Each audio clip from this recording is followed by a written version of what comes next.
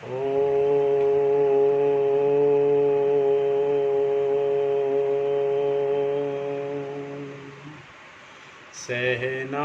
भवतु सहनौ भुनक्तु सह वीर्यं करवावहै तेजस्विनावधीतमस्तु मा विद्विषावहै। ओम शांति शांति शांति। श्रुति स्मृति पुराणानाम् आलयं करुणालयं नमामि भगवत्पाद शंकरं लोकशंकरं शंकरं शंकराचार्यं केशवं बादरायणं सूत्रभाष्यकृतौ वन्दे भगवन्तौ पुनः पुनः। ओम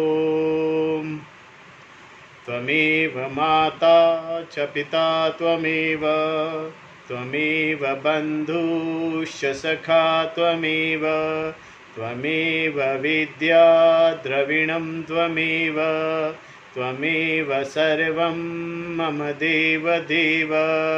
ओम गुरुदेव भगवान शिव शंकर भोलेनाथ कैलाशपति महाराज की जय। भगवान व्यास जी महाराज की जय। शंकराचार्य भगवान की जय। स्वामी चिन्मयानंद भगवान की जय। स्वामी दयानंद भगवान की जय। स्वामी प्रबुधानंद भगवान की जय। माता पिता की जय। माता पिता की जय। सभी गुरु देवताओं की जय। सभी गुरु देवताओं की जय। श्री कृष्ण गोविंद हरे मुरारी हे नाथ नारायण वासुदेवा। ओम श्रीमद्भागवत गीता अध्याय 2 श्लोक नंबर 62 और 63। ध्यायतो विषयान् पुंसः षडङ्गस्तेषु उपजायते षडङ्गात् संजायते कामः कामात् क्रोध अभिजायते क्रोधाद् भवति सम्मोहा सम्मोहात् स्मृतिविभ्रमः स्मृतिभ्रंशात् बुद्धिनाशो बुद्धिनाशात् प्रणश्यति।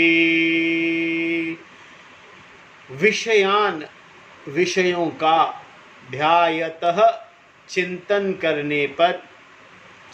करने वाले पुंसः व्यक्ति में तेषु उनके प्रति षडंगः आसक्ति उपजायते पैदा होती है। षडंगात आसक्ति से कामः कामना संजायते पैदा होती है। कामात कामना से क्रोध क्रोध अभिजायते उत्पन्न होता है। क्रोधात क्रोध से सम्मोह मोह भवति होता है। सम्मोहात मोह से स्मृति विभ्रमः स्मरण शक्ति का नाश होता है। स्मृति भ्रशांतः स्मरण शक्ति के नाश से बुद्धि नाशः बुद्धि का नाश होता है। बुद्धि नाशात बुद्धि के नाश होने पर प्रणश्यति व्यक्ति नष्ट हो जाता है। विषयों का चिंतन करने वाले व्यक्ति में उनके प्रति आसक्ति पैदा होती है। जो वो विषयों का चिंतन करते हैं, बार बार विषयों में लगे रहते हैं, विषयों के भोगों में लगे रहते हैं, विषयों का चिंतन करते हैं, उनको विषयों के प्रति आसक्ति पैदा होती है। आसक्ति से कामना पैदा होती है। आसक्ति से कामना पैदा होती है, कामना से क्रोध आता है, क्रोध से मोह होता है, मोह से स्मरण शक्ति का नाश होता है, स्मरण शक्ति का नाश होने से बुद्धि का नाश होता है, और बुद्धि के नाश होने पर व्यक्ति नष्ट हो जाता है। ये भगवान श्री कृष्ण अर्जुन को समझा रहे हैं। कल उन्होंने समझाया था कि विवेक युक्त पुरुष उन सभी इंद्रियों को अपने वश में कर रखकर मुझ में निष्ठ होकर बैठकर, क्योंकि जिसकी इंद्रियां वश में होती है उसका ज्ञान स्थिर होता है, जिसकी इंद्रियां उसके वश में होती हैं उसका वो स्थिर मनुष्य होता है। पर जो मनुष्य विषयों का चिंतन करता रहता है सारे समय, भोग विलास का मतलब सिर्फ भोग करना और विलास करना नहीं है, धन के पीछे भागना भी भोग विलास में ही आता है।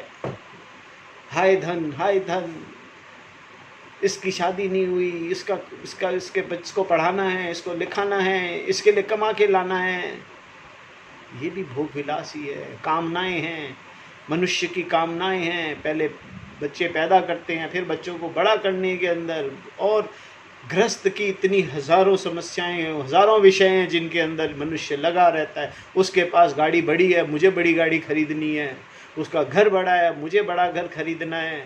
विषयों के अंदर चिंतन करते रहते जो मनुष्य विषयों का चिंतन करता रहता है उसमें उन विषयों के प्रति आसक्ति पैदा हो जाती है, उनसे लगाव हो जाता है, उनको पूरा करने की कामना उत्पन्न होती है। उन आसक्तियों को, उन विषयों को आसक्ति होने से कामना हो जाती है, कामना से क्रोध उत्पन्न होता है, जल्दी पूरी नहीं हो रही, फटाफट पूरी नहीं हो रही, समय लग रहा है और धन कमाना है। क्रोध से मोह आता है, मोह से स्मरण शक्ति याद रखने की शक्ति कम हो जाती है, स्मरण शक्ति से बुद्धि का नाश होता है, बुद्धि का नाश होने से व्यक्ति का विवेक चला जाता है, विवेक जाते ही व्यक्ति का नाश हो जाता है। इच्छा के सभी विषयों की अपनी विशेषता होती है, जैसे प्रलोभित करना, इष्ट लगना आदि। जब तुम किसी विषय की इच्छा करते हो तो वह इच्छा उस विषय के लिए नहीं होती, वह विषय तुम्हें अच्छा लगता है इसीलिए तुम उसे चाहते हो। जिस व्यक्ति का उल्लेख वर्तमान श्लोक में किया गया है वह प्रयत्नात्मा पर ध्यान लगाने की बजाय विषयों की विशेषताओं के बारे में चिंतन करता रहता है। विषय और उसके गुणों का चिंतन करने वाला उस व्यक्ति उस विषय से प्रेम करने लगता है, उसे चाहने लगता है। विषय शब्द के अर्थ में चीज़ों के साथ साथ लोग भी शामिल हैं, सिर्फ चीज़ें नहीं, लोगों के से भी मोह हो जाता है। पहले उस विषय या व्यक्ति का सामना होता है, पहले उस विषय या व्यक्ति का सामना होता है। अगर बार बार उसकी याद नहीं आए तो उसका चिंतन वहीं समाप्त हो जाता है। विषय या लोग क्यों ना बार बार मन में आते हैं इसका कोई कारण नहीं है। जब उनकी याद आती है तब तुम उनके बारे में सोचने लगते हो। अगर यह विषय मन में आकर फिर चला जाए तो कोई समस्या नहीं है, विषय आए चला जाए कोई समस्या नहीं है। यदि किसी अनुभव का गहरा प्रभाव हो तो तुम्हारे मन में वह अपना निशान छोड़ देता है। उस अनुभव के प्रभाव से वह दृश्य पुनः पुनः मन में उभर कर आता है, इससे भी कोई समस्या नहीं होती। वह विषय तुम्हें अच्छा लगे तो पुनः पुनः तुम अनुकूलता पर विचार करने लगते हो। इस पड़ाव पर कोई खतरा का डर नहीं है, सदा उसी का ध्यान लगा रहे तो खतरा हो सकता है। एक ही विषय का निरंतर चिंतन करने को ध्यान कहते हैं, चाहे वह वस्त्र हो, गहने हो, या किसी की आवाज़ हो अथवा बोलने चलने का ढंग हो। विविध प्रकार के सैकड़ों विषयों के बारे में चिंतन हो सकता है। एक ही विषय पर लगातार चिंतन या वृत्ति प्रवाह को सजातीय प्रवृत्ति प्रवाह कहते हैं, यही ध्यान कहलाता है। एक ही विषय पर बार बार चिंतन या वृत्ति प्रवाह में सजातीय वित्री प्रवाह कहते हैं ना, उसको ध्यान कहते हैं। एक ही विषय पर निरंतर लगातार चिंतन होता रहे। किसी भी विषय को देखकर मन पहले उसके प्रति आकर्षित होता है, फिर उसका चिंतन करने लगता है। भगवान श्री कृष्ण यहाँ सच्चिदानंद आत्मा के चिंतन के बारे में नहीं कह रहे हैं। ध्यान के समय यदि चेहरे पे मुस्कान हो तो वह किसी मन भावन विषय की स्मृति से प्रकट हुई होगी। यही उस विषय के प्रति आसक्ति का उद्योत है। यह आकर्षण केवल विषय ही नहीं, किसी व्यक्ति के प्रति भी हो सकता है। व्यक्ति पहले किसी विषय के प्रति आकर्षित होता है, फिर उस विषय के लिए मन में आसक्ति पैदा होती है। भोग विषय के स्मरण मात्र से यदि चेहरे पर मुस्कुराहट आ जाए तो समझना चाहिए कि आसक्ति का आरंभ हो गया है। किसी भी विषय के लिए प्रेम उसके प्रति आकृष्ट हुए बिना नहीं होता।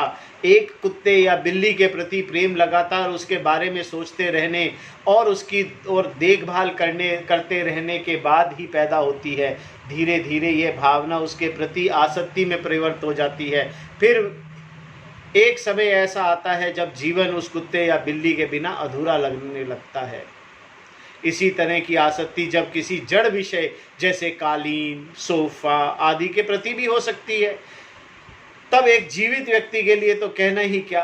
एक व्यक्ति जो प्रेम पूर्वक तुमसे बात करता है तथा तुम्हारे साथ अच्छा व्यवहार करता है, उसकी ओर पहले तुम आकर्षित होते हो, फिर उसके प्रति तुम्हारी आसक्ति हो जाती है। प्रेम अपने आप में कोई समस्या नहीं है। यह समस्या तब बनती है जब तुम उससे इच्छित विषय को हमेशा अपने पास रखना चाहते हो।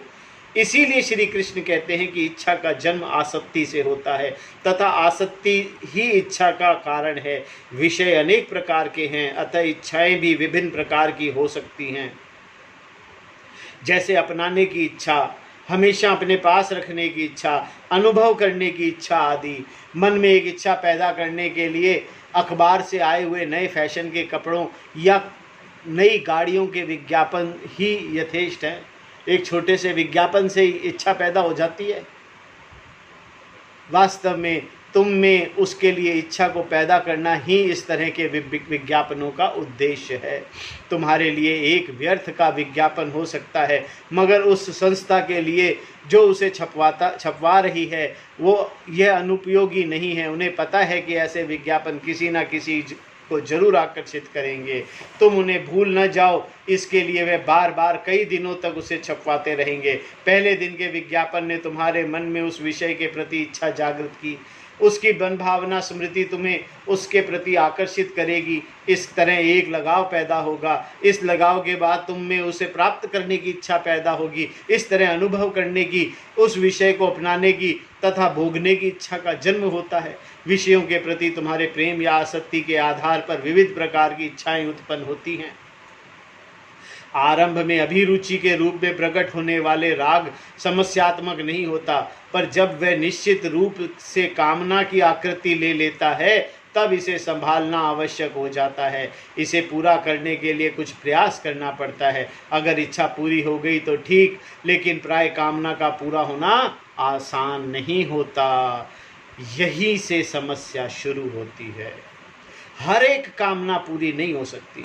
रास्ते में कई रुकावटें आती है। अक्सर इच्छाएं पूरी नहीं होती, जिनसे क्रोध होता है। कामना ही क्रोध में परिवर्तित हो जाती है। इसीलिए श्री कृष्ण कहते हैं, कामात क्रोध अभिजायते। अगर तुम्हें इच्छा पूर्ति की अपेक्षा न हो तो कामना पूरी नहीं होने पर क्रोध नहीं होगा। उदाहरणतः तुम किसी से कुछ मदद की अपेक्षा रखते हो और वह व्यक्ति तुम्हारे लिए कुछ नहीं कर पाता। यदि तुम्हें पता है कि वह कदाचित कुछ नहीं कर पाएगा तो तुम्हें क्रोध नहीं होता।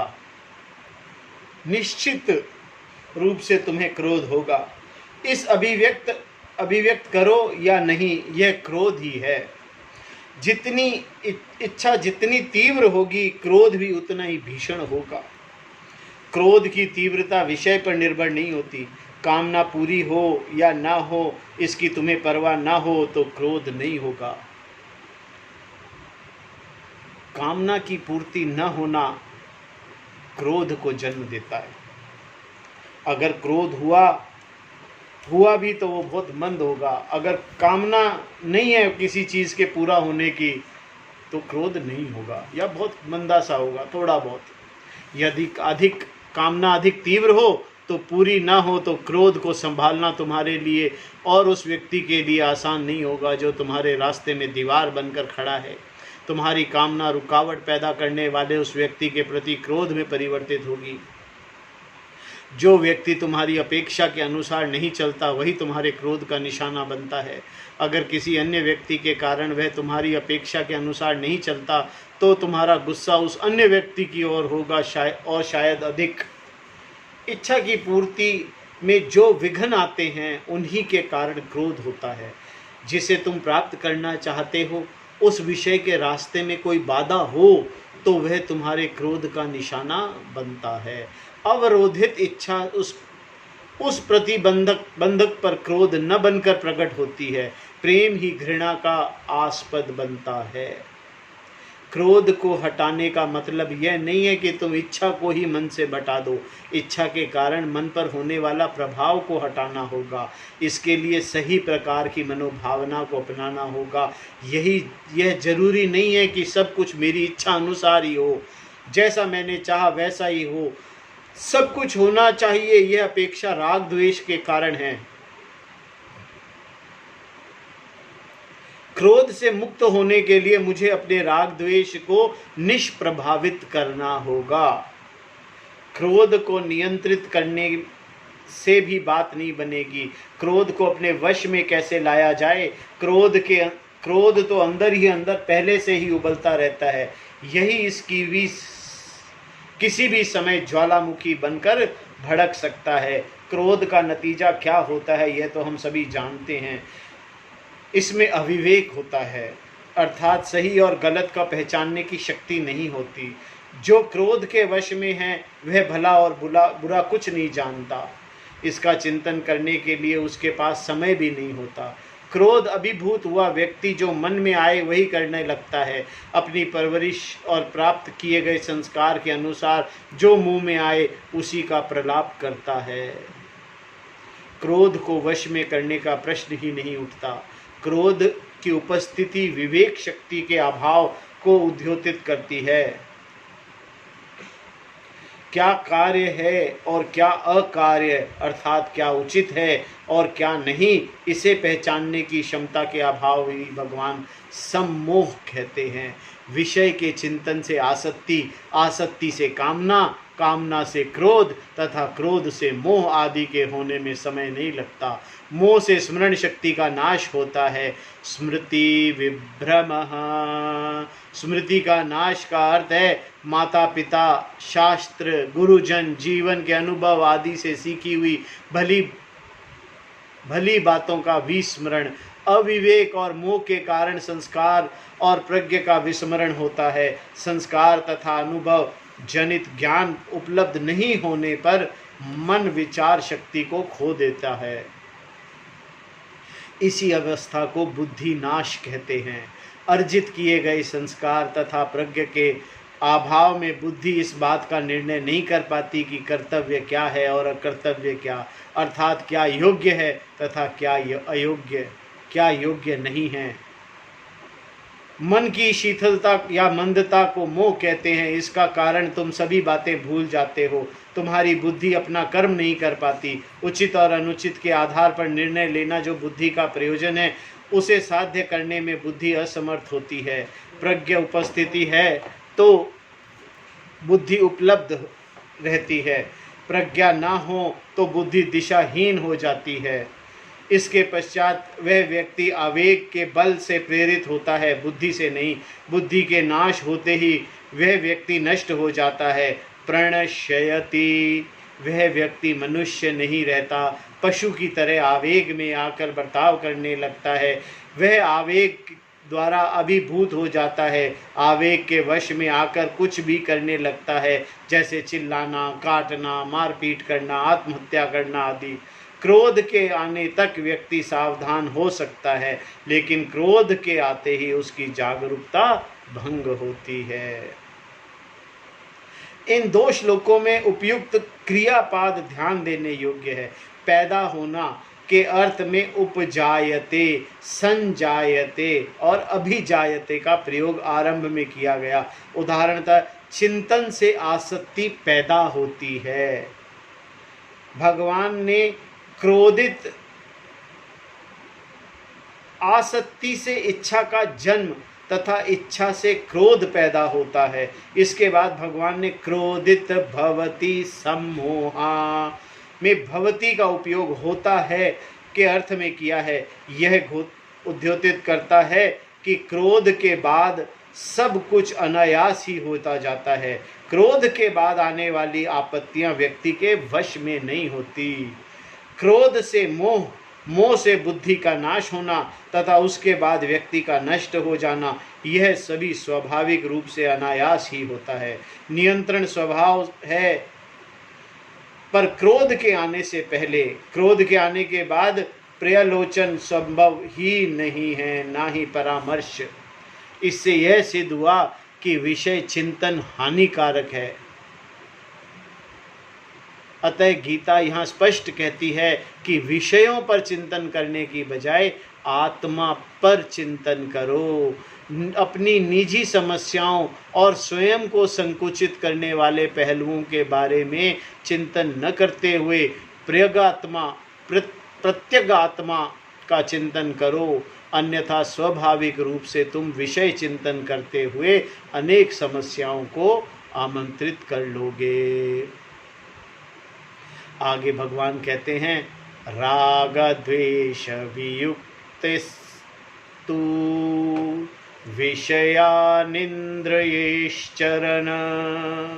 आत्मवश्ये विद्धेयात्मा प्रसादं यदि गच्छति।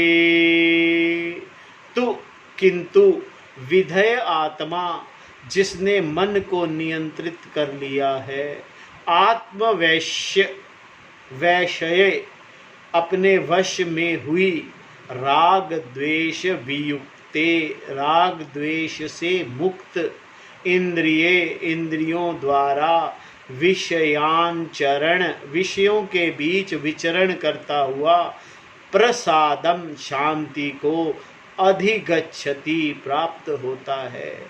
ये बहुत बहुत सुंदर श्लोक है।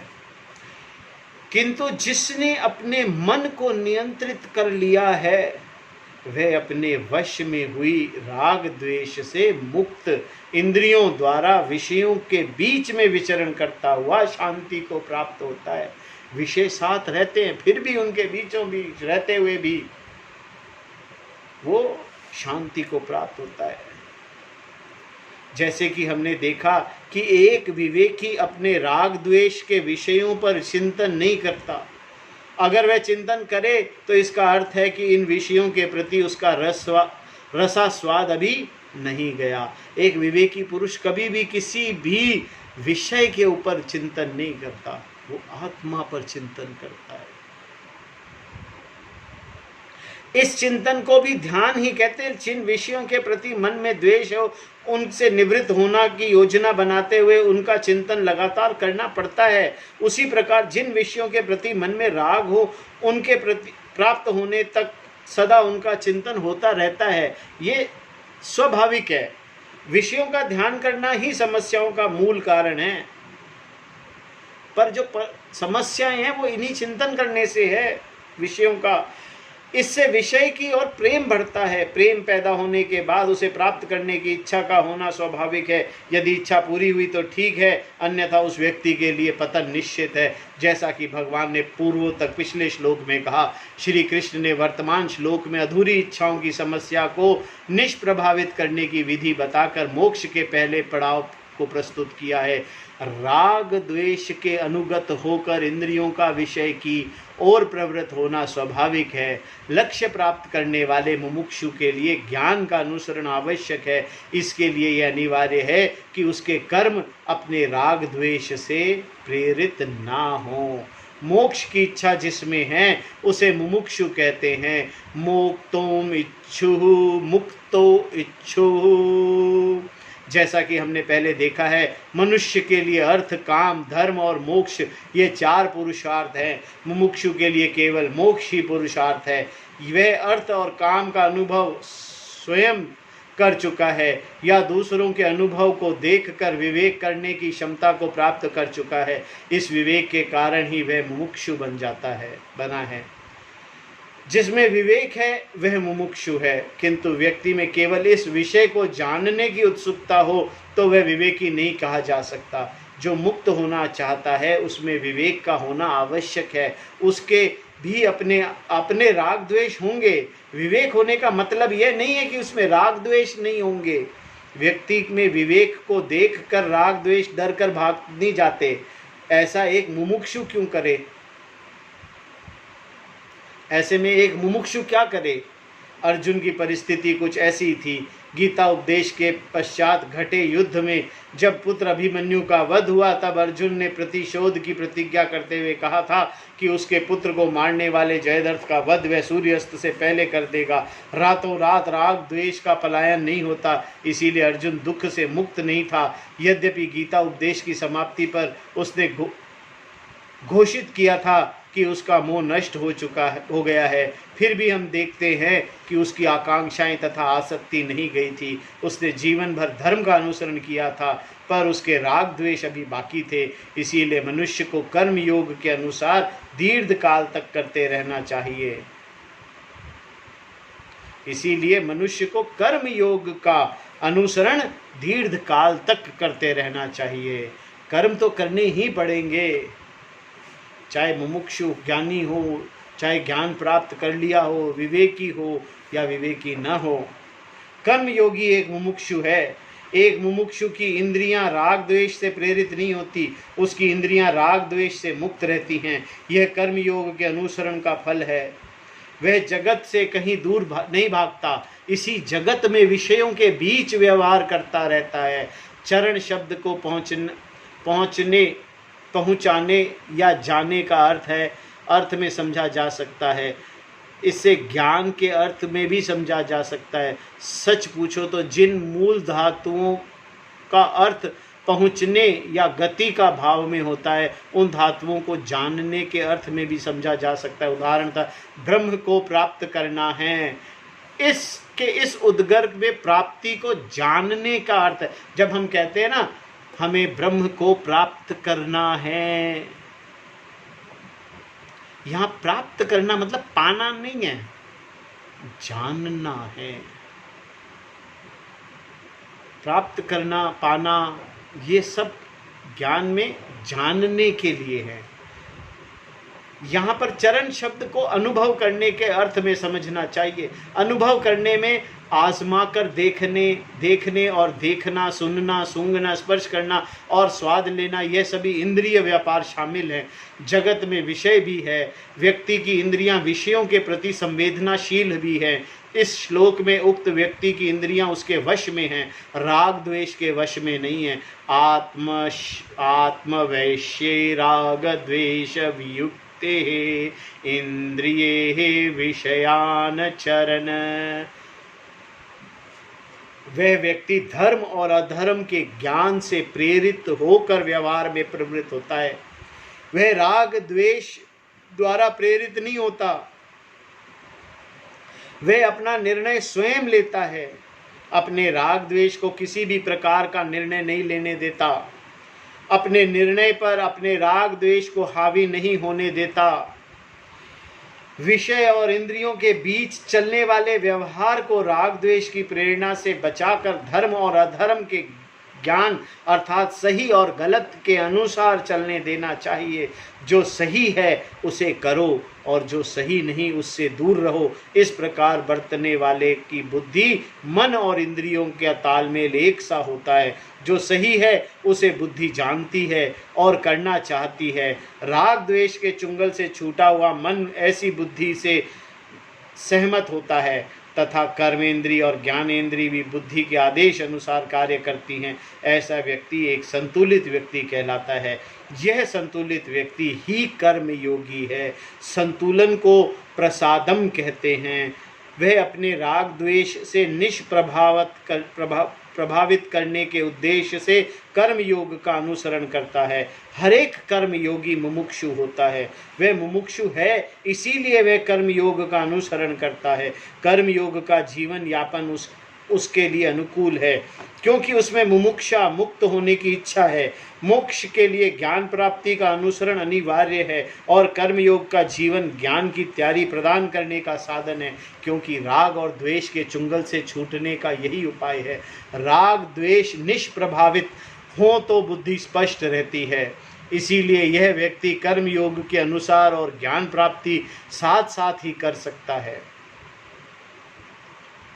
सन्यासी और कर्मयोगी दोनों के लिए ज्ञान अनिवार्य है। एक सन्यासी पहले से ही संतुलित है, इसीलिए वह केवल ज्ञान प्राप्त की ओर प्रवृत्त होता है। सन्यासी जीवन और कर्मयोग में यही अंतर है। एक संतुलित मन ही प्रसन्न रहता है, इसको प्रसाद कहते हैं। जो कुछ भगवान से प्राप्त होता है उसे प्रसाद कहते हैं।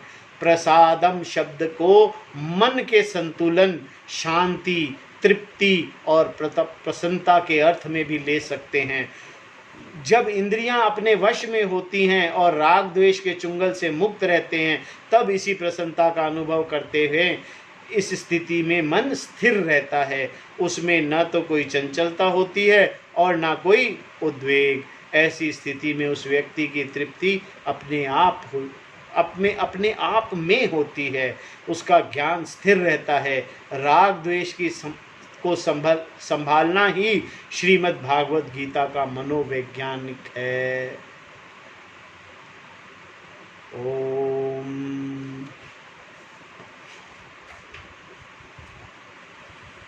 प्रसादे सर्वदुःखानां हानिरस्योपजायते प्रसन्नचेतसो हाशु बुद्धिः पर्यवतिष्ठते। अस्य इसका प्रसादे अंतकरण शांत होने पर सर्व दुखानाम समस्त दुख कलेश का हानि नाश उपजायते हो जाता है ही, क्योंकि प्रसन्न चेतस शांत मन वाले व्यक्ति की बुद्धि ही प्रज्ञा आशु शीघ्र पर्यवतिष्ठते निश्चित रूप से स्थिर हो जाती है। इस श्लोक का अर्थ है, इसका अंतःकरण शांत होने पर समस्त कलेश और दुख का नाश हो जाता है, क्योंकि शांत मन वाले व्यक्ति की प्रज्ञा बुद्धि शीघ्र निश्चित रूप से स्थिर हो जाती है। जिसका मन शांत होगा उसकी बुद्धि स्थिर होगी। जिसका मन अपने वश में होता है वह स्वेच्छा से मन का निर्देशन कर सकता है। जिसका मन वश में होगा वो मन को डायरेक्ट कर सकेगा, कहाँ जाना है कहाँ नहीं जाना है। ऐसा व्यक्ति अपने राग द्वेष से निष्प्रभावित होता है, इंद्रियों द्वारा सारे जगत का अनुभव करता है। निष्प्रभावित इंद्रियों द्वारा, इंद्रियों उस पर प्रभाव नहीं डाल सकती। राग द्वेष प्रभावहीन होने पर उसका मन शांत, प्रसन्न और स्थिर रहने लगता है। जिसका मन शांत और प्रसन्न है उसके सभी दुखों का नाश हो जाता है। यद्यपि यह शब्द दुखा नाम बहुवचन है, फिर भी दुख एक ही है, क्योंकि सारे जितने भी हर विषय का अलग दुख, वो सब दुख एक ही है। कोई खोए हुए राज्य पर रोता है, कोई खोए हुए धन को लिए रोता है।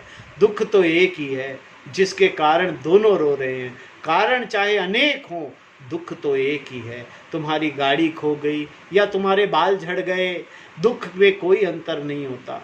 शरीर, इंद्रिय और मन के स्तर पर होने वाला दुख आध्यात्मिक दुख कहलाता है।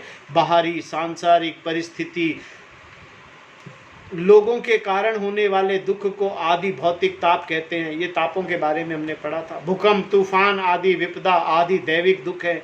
इसकी चर्चा हम पहले ही हो चुकी है। दुख की उत्पत्ति के कई कारण हो सकते हैं, पर दुख वही है। एक ही है। श्री कृष्ण कहते हैं तीनों प्रकार के दुखों का नाश हो जाता है। सर्व दुखानाम हानि उपजायते, मन के शांत होते ही दुख का नाश हो जाता है। मन का शांत होना जरूरी है। मन शांत होगा जब इंद्रियां निष्प्रभावित होंगी, जब आप अपना निर्णय बिना राग द्वेष के लोगे।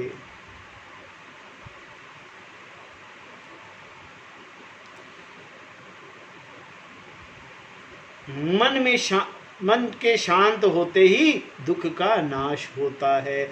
जिस परिस्थिति के कारण दुख होता है उस परिस्थिति का नाश नहीं होता, लेकिन इनमें उस व्यक्ति के लिए दुख पैदा करने की क्षमता नहीं रहती। परिस्थिति तो रहेगी, जो नुकसान हो गया है वो नुकसान फायदे में नहीं बदलेगा। नुकसान हो गया पर नुकसान समझ में आ जाएगा कि इस नुकसान के अंदर मेरा कुछ नहीं हुआ। ये परिस्थिति समझ में आ जाएगी कि ये परिस्थिति जो दुख दे रही है ये दुख है ही नहीं। शरीर के स्तर पर दर्द हो सकता है, पर चूंकि उस व्यक्ति का मन प्रसन्नता को प्राप्त हो चुका है इसलिए उसे कोई दुख नहीं होता। प्रसन्नता का अर्थ है इसके राग द्वेष प्रभावहीन हो चुके हैं। इस व्यक्ति में प्रतिकूल तथा अनुकूल परिस्थितियों के कारण कोई प्रतिक्रिया का विकार नहीं होता। आप किसी भी परिस्थिति के प्रति अपना कोई व्यवहार प्रतिक्रिया दोगे ही नहीं। ठीक है, नुकसान हो गया, उसमें प्रतिक्रिया किस बात की। आत्मा प्रशांत स्वरूप है तथा उसकी अभिव्यक्ति मन में होती है। अतः भगवान ने कहा कि सभी दुखों का नाश हो जाता है।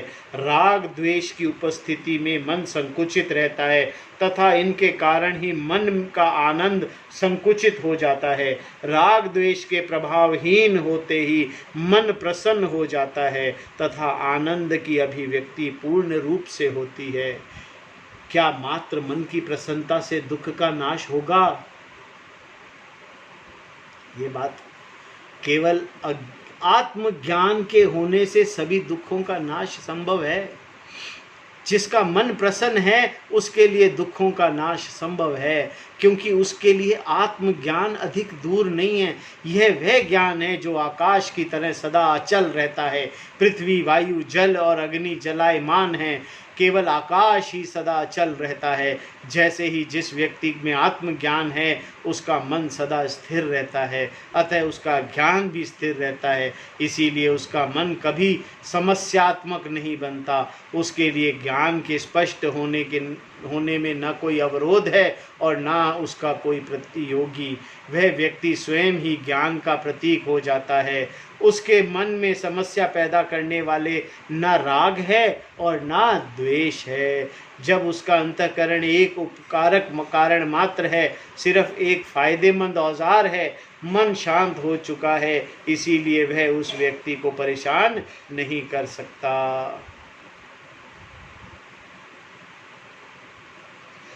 शांति प्राप्त करने के लिए अपने राग द्वेष को संभालना होगा।